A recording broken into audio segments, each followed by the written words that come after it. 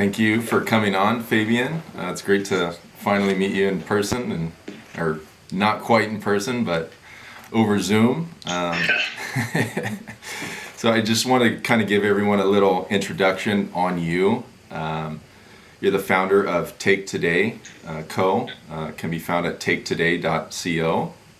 It's a supplement brand that's built on your ambition to become an entrepreneur, and it's focused on holistic ingredients and supporting daily habits. Seems like you launched the brand with the Habit Blend, which is a superfood mix of turmeric, ginger, ashwagandha, ginkgo, a ton of other stuff. Haven't tried it yet, but it looks pretty good. And kind of another one of the big reasons that we wanted to have you on the show is, really just dive into you as a person, your personal journey, starting a business, and, really to give, the audience, some insight on, how do you take those first steps to creating a supplement brand? And I think you got a great story. So, welcome on the show. Yeah, pleasure to meet you, and thanks for having me here. I'm super excited to talk through this, especially with a partner that has been as great as Leaf has over the past year and a half or so. Yeah, that is awesome. We can kick it off. Do you mind walking us through your story and maybe even that story with Leaf and just how you got the idea to start a supplement brand and, what your story is? How did this whole thing get kicked off? Yeah, no, absolutely. So I feel like I always had a little bit of an entrepreneurial itch, but never really associated that with a product or an idea. Till was diagnosed with Hodgkin's lymphoma when I was 26 and went through a half year of chemo. I say it constantly, kind of within my own channels or anything. I'm super thankful for cancer, and I picked the right cancer, and I picked the right time. I can say that from a place of being on the other side and being in remission now for over 2 years. But there's this beautiful quote that I think I hedge a lot of kind of this reborn period post my cancer journey. Of every man has two lives, and the second one begins once he realizes he only has one. So I had this reawakening, reborn period, and it all kind of came together very clearly. Chemo experience, where when you go through chemo, you're obviously injected with a lot of bad, and the bad comes with a lot of side effects, and one of the main side effects is nausea. And so to combat the nausea, you get prescribed all of these, Zofran and all of the headline anti-nausea chemo-oriented drugs. So you get prescribed 4 of these different things, and you take them and you see which responds best with you. So Zofran was the one that I ended up taking and leaning into through my first round of chemo. The problem is it solves one issue, but then comes with a list of other issues. So there's side effects, of course, to chemo, but then there's side effects to these anti-nausea drugs. So side effects including loss of motor function, headaches, kind of, you already feel kind of outside of your body during the chemo experience, but this just accentuates it. So you solve one problem, and then you get 4 other problems. Wow. And it kind of hit. I'm not a very angry person, but there was a moment when my fiance made a bowl of salad, and it was during my first round of chemo, and I took the bowl of salad from one counter to the other, and I just dropped it just because of some of the chemo side effects, but then also some of the side effects associated with loss of motor function with some of these anti-nausea medications. So at that point, I was like, okay, I'm going to try something different. Started playing around with ginger and mint instead, and turmeric as well, and ended up taking these consistently. And this is kind of where the habit piece comes in, where a lot of the benefits associated with some of these herbs and roots, you don't feel them right away, but when taken consistently, they can have a big impact over time.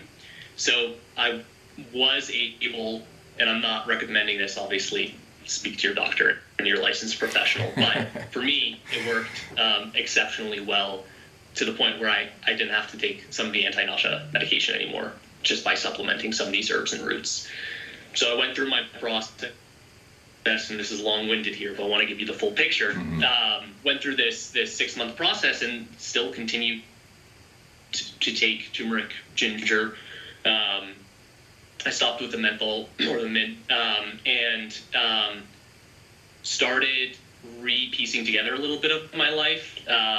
Post-cancer, there's like this post-cancer depression piece that is very evident, where you're working so hard to get to this point of remission, but then after you're a little empty. So I was figuring out, like, hey, I'm in remission now. What do I do? I'm 27, and this is kind of where the life beginning piece started to happen. And I was putting a bunch of different things into kind of my daily smoothie, and then slowly came to the idea of, like, hey, what if it was just one scoop? And then started really exploring. And one of the big things that I found out is that, ginger isn't just for nausea. Turmeric isn't just for joint inflammation. There's all these non-primary claims that are backed by the FDA, secondary, tertiary claims that are science-backed, well-tested, clinically studied, that do much more than just supporting joint inflammation, body inflammation, gut health, heart health, brain function, cognitive ability. So really fell in love with discovering all of these other benefits that weren't necessarily ready to be backed by the FDA on the primary claim, but through resources and Health Canada and, of course, PubMed. You figure out all of these other well-studied benefits associated with these herbs and roots.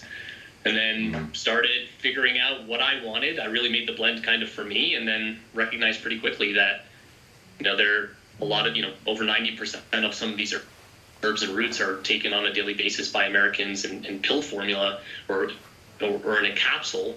There isn't necessarily like a prominent blended formula that included kind of the things that I wanted to include. So I'll stop there. But yeah, no, thank you for sharing that. That is that's very powerful, and I know it's also deeply personal as well. But there's so many people are having health issues, and one of the beautiful things about what Leaf does and what you're doing with your brand and what we support you with is helping people to be healthier. And a lot of this stuff it's natural ingredients. It's just sourced from all over the world. And when you say natural, when I say natural, it's organic compounds. And when you understand what the cell is, what DNA is, what our bodies are, there's so much that we don't understand about all of this stuff. And to really support your body with natural nutritional ingredients, man, it's absolutely incredible. You mentioned capsules versus powders. What was the thought process with going with a powder blend? Yeah, awesome question. Yeah, I think so. The core of it was kind of, I'm going to speak freely here, but no bullshit. And everyone talks about transparency, and everyone talks about, the process to create and wanting to kind of like create the most grounded process. To me, that included capsules. So I didn't want a barrier between the powder and how you were ingesting it. Now, of course, right, the capsules have gotten so good that your stomach lining can digest that quite easily, but I didn't want any barrier. And we talk about some of the natural things, right? Natural sweeteners, natural additives. I didn't want any of that, right? It's my firm belief the only natural sweetener out there is a date. And so I didn't want any argument around this transparency piece. A lot of people preach transparency, but I think proprietary blends, right? You don't need to communicate everything that's within a proprietary blend. You need to only communicate the full makeup of it, right? I didn't want any proprietary blends. If someone wants to steal the formula, go ahead. I'm proud of you for doing that. The thing that I wanted was full transparency on the supplement facts panel. No barriers between what you're trying to ingest and what you're actually ingesting, i.e. some sort of casing. So it's really around this thesis of everything that you see is what you get. Consume this in the, in whatever morning hydration habits that you have, whether it's water, whether it's tea, whether it's, my preference is a smoothie. It's positioned as a smoothie additive.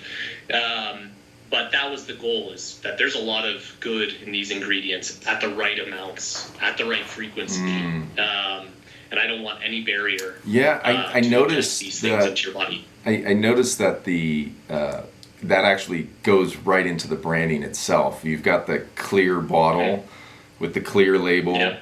I'm imagining that was the same thought process as no barriers, clean, right? Yeah, no, definitely. I mean, there was a lot of learning process with the containers, and this was my first go at it. My background is not creating supplements. My background is not science, right? Inherently, my career is within digital marketing. So there was a lot of learning associated with the container, but the goal, yes, was really lean into this transparency story, and have a clear label, and hopefully let the colors and the hues of the beautiful harvest orange and bring out some of the lettering in the label, and that will be a goal continuing forward.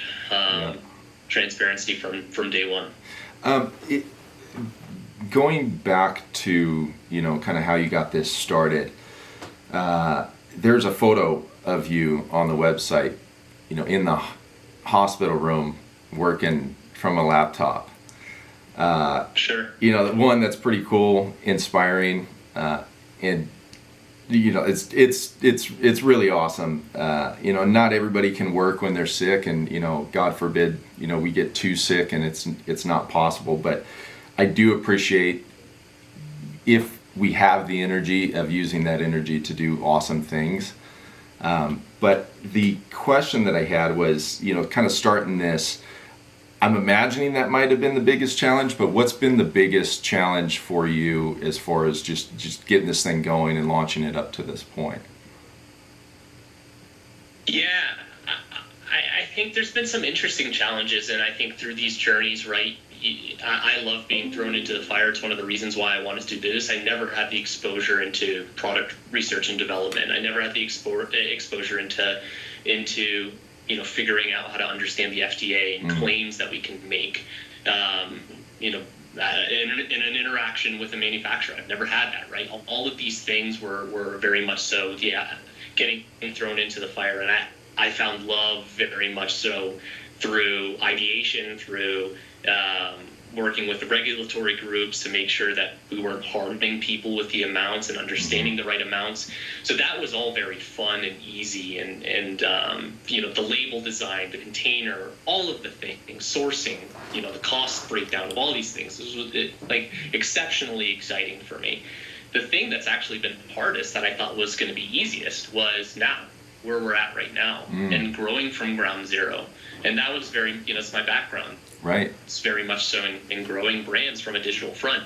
So it's been an interesting process, because I thought, hey, once I get to this point, we're running. We're going to do the thing. But this has actually been the most challenging point. Is I had so much fun creating and bringing this thing to life and understanding, the brand story behind it and the language we were going to use. And now it's getting the exposure to the product and convincing, there's not a lot of products like mine, which is an amazing thing, but it's also requiring, figuring out how to tell a story in an impactful way, in a meaningful way, to get people to want to try something that I feel firmly is exceptionally beneficial through consistency. Yeah, and I think just getting known in general is quite difficult. Everyone is just so inundated with so much information now. Right. It's really hard to stand out. But I also think with a brand, if you're starting, you have to develop that momentum, develop that community, develop that audience. I heard it takes about 1,000 people, and then those 1,000 people will start regenerating themselves. Exactly. So that's interesting. And then as far as your marketing strategy, do Is there anything to share on that? Is how to start? Where did you start? Sure. Yeah. I think a lot of companies within the supplement space, right? There's a lot of white labeling. There's a lot of build your audience first, and then take advantage of the fact that you've built an audience. And with that comes a lot of capital, right? Venture-backed supplement businesses, equity-backed supplement businesses.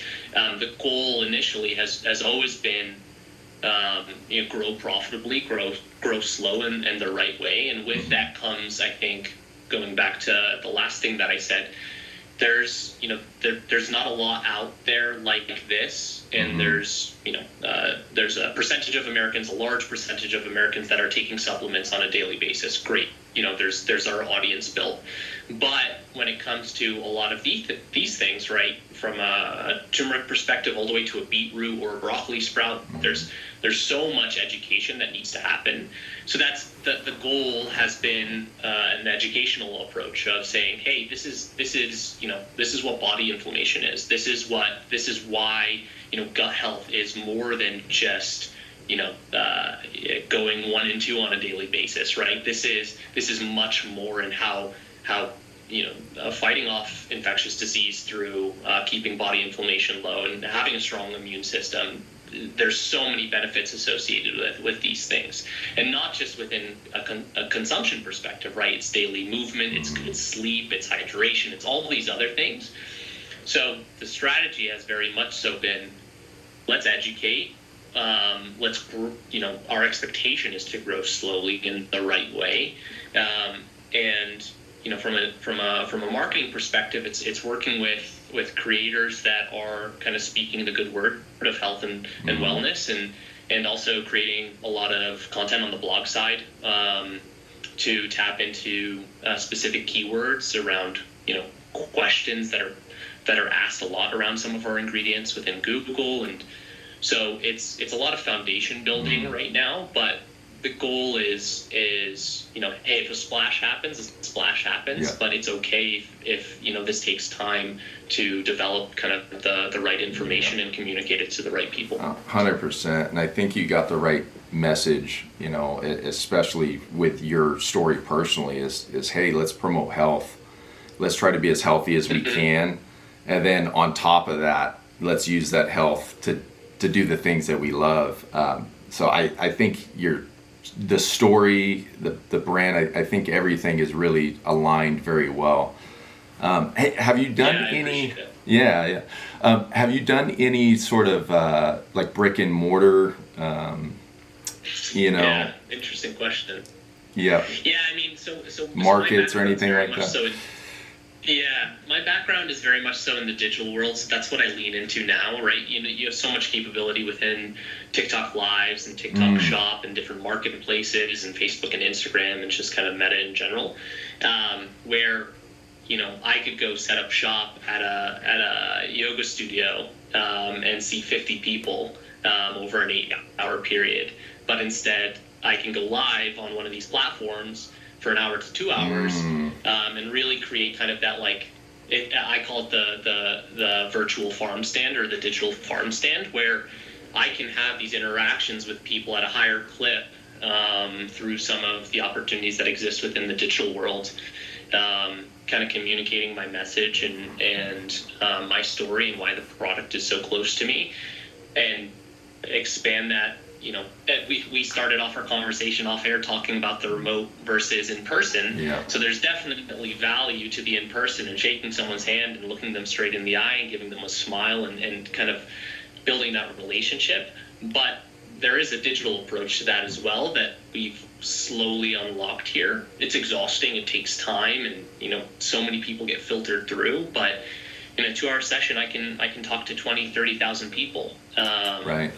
So.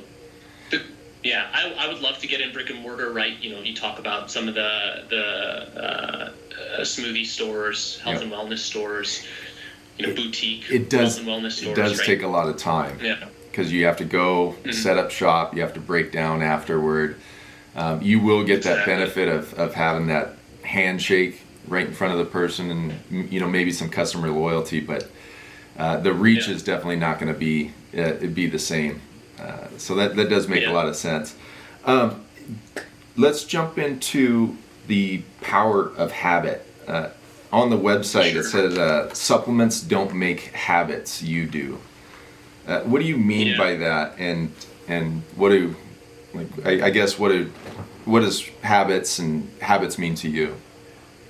No, I think holistic health and wellness, so movement, what you're putting into your body, your sleep, all of these things is rooted in consistency. And that phrase, the supplements don't make habits, you do. And then there's another one that I love. There's no magic pill or powder that's going to lead to good health more than consistency. I think there's an emphasis on there is no magic pill or powder, right? You see all the stuff with Ozempic, you see all of kind of like the, and of course there's benefits to those for specific people and those in need. But I think there is this understanding that when I take X, Y will happen, and oftentimes is when I take a supplement, I will be healthy, right? And I don't think anyone needs. There are certainly people that are in dire need of certain medication. Don't get me wrong there, but I think for the vast majority of people, supplements aren't actually like overly necessary. The things that are priority are what you're putting in your body, the movement, how you sleep. I've said that a couple times. Right. So those statements, they're across the website, they're across a lot of the things that I've said, is that these things are not things you need. These are not the foundation. The foundation is what you're doing day in, day out. And then once you're there, they're called supplements for a reason, supplemental. They're meant to bring a positive impact to an existing routine that's already rooted in really, really great habits and consistency. So long-winded, but the idea is, going all the way back to how we started the conversation, transparency is everything. And I'm going to go ahead and say these bold claims that basically say, like, hey, if supplements don't make habits, I do, then why am I buying the supplement? Well, it's like, okay, once you've built the right foundation, and that's why education, I think, is so important as well. And I'm so thankful that Huberman is doing the things that he's doing, and Peter Attia is doing the things that they're doing, where it's, I think, reaching a lot of people to essentially understand that the foundation is super, super important. And then once you unlock and establish that foundation through habits and consistency, then some of these other ingredients like beetroot powder, or broccoli sprout powder, or turmeric, or ginger, ashwagandha, rhodiola rosea, ginkgo biloba, black pepper to activate the turmeric, these things all then supplement in a really, really effective way when approached with consistency and this habitual nature. Yeah, and just to clarify, everything that you said is in the habit blend. Yeah.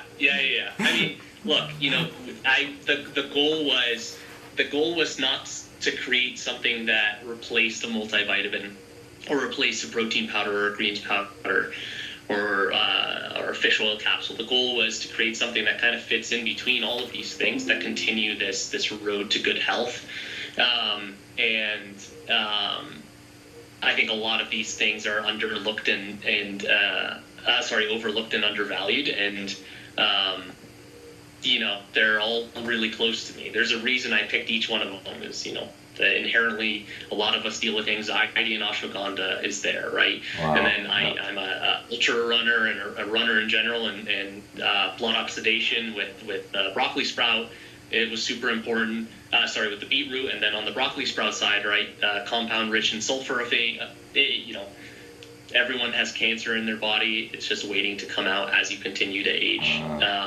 And sulforaphane is a super interesting, well-studied compound that I'd love to create some more products out of as well. Then, of course, the turmeric and ginger, all these secondary and tertiary benefits. It is a super blend. Made up of superfoods, I think. Wow. We're super excited. I mean, I'm super excited now, having talked to you about where this goes, and just keep promoting health, wellness, these ingredients. I definitely want to try the product. So immediately after this, I'm going to go to taketoday.co and I'm going to buy some. And I got to try it out. But anything else that you wanted to say? Again, I'll just reiterate. I love your story. I love the focus on promoting health, and especially coming from a diagnosis and how challenging that is for a young person, and then moving that into, hey, let's go after life. Let's pursue a dream of entrepreneurship and use your digital marketing skills. But I mean, anything else that you'd like to say before we close out? Yeah, I mean, I think the biggest thing is small steps are still steps in the right direction, and these things compound. James Clear has an amazing book about it that inspired a lot of the habitual nature of where I'm coming from and consistency. But you don't need a major life event like I had to wake up. Unfortunately, I did, and I'm happy it happened. But small steps are small steps over time, right? Can lead to big things when led with intentional consistency and habits in general. So, not about the product by any means, but that I think good health and that foundation is built with small steps that are built in consistency. So, man, that is absolutely awesome. Yeah, I had a good conversation with a close friend of mine yesterday, and that was his big epiphany. Was, hey man, I don't need to go after this motivation stuff and burn myself out. What I need is consistent results day after day. So, yeah, I think we'll close it out there, man. This was awesome having you on. I'd love to keep talking for another hour, but yeah, pleasure. We'll keep it short and sweet. So, but yeah, Thank you so much. best of luck Thanks to for you, having me. and yeah, let us know how we can support you in any way. Awesome. Excited to continue working with you guys. Thanks so much for having me on. All right, Fabian, thank you so much.